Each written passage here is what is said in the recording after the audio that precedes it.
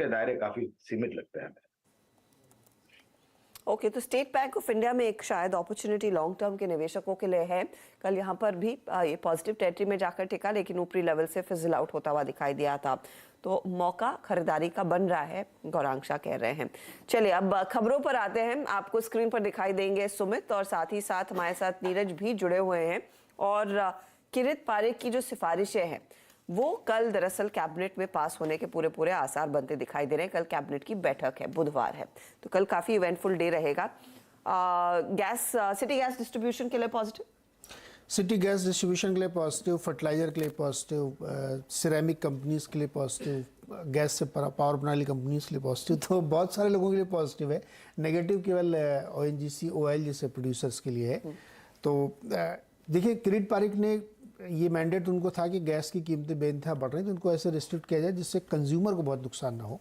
तो उन्होंने $4 से $6.5 का एक बैंड रखा है कि मिनिमम $4, अदरवाइज प्रोड्यूसर को बहुत ज़्यादा लॉस होगा, और $6.5 मैक्सिमम, जिससे कि एक रीजनेबल प्राइस पे कस्टमर को मिले। तो इस बैंड की सिफारिश उन्होंने की है, जिसको कल अप्रूवल कैबिनेट में मिलेगा।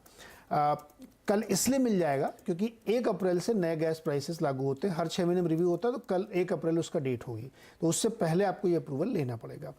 अब ये प्राइस फ़ायदा कैसे पहुंचाएंगे इनको, क्योंकि जो अभी का करंट प्राइस है वो $8.57 पर MMBTU है, और इसका फार्मूला ये होता है कि लास्ट 1 मंथ का एवरेज निकाला जाता है। उसके हिसाब से अगर रिवाइज प्राइस, अगर मान लीजिए क्रीड को छोड़ दें हम, किरीट पारेख सिफारिशों को, और नया प्राइस हम निकालें एवरेज के हिसाब से, तो वो बैठेगा करीब $7-7.5 के आसपास, और 6.5 पे कैपिंग है। तो नेचुरली कि वो $1 नीचे प्राइस आएगा। तो उम्मीद यही है कि जब कैबिनेट की अप्रूवल हो जाएगी किरीट पारेख कमेटी की रिपोर्ट्स को, तो 1 तारीख से जो प्राइस लागू होगा वो 6.5 के नीचे ही होगा कहीं पे। तो उससे उन तमाम लोगों को बहुत फ़ायदा होगा जो उसके यूज़र हैं, ख़ास तौर पे जो सिटी डिस्ट्रीब्यूशन गैस कंपनी है, क्योंकि ये बेसिकली एक तरह से ट्रेडर है, उधर से गैस लिया, इधर आपको बेचा, बीच का कमीशन खाया, तो इनकी जो कॉस्ट है वो बहुत सिवियरली नीचे आएगी, इनको बहुत फ़ायदा होगा। दूसरा, फिर फर्टिलाइज़र जो प्राइमरी यूज़र में आते हैं, फर्टिलाइज़र और पावर्स बनाती हैं जो गैस से, वो इसके बड़े बेनिफिशियरी होंगे, क्योंकि उनको प्राइमरी लेवल पे माना जाता है और उनको सबसे ज़्यादा गैस मिलती, तो उनको फ़ायदा होगा। फिर तीसरे नंबर पे आते हैं जो प्राइवेट सिरेमिक कंपनियाँ, ये मोरबी वाली सारी हैं, इनको फ़ायदा होगा।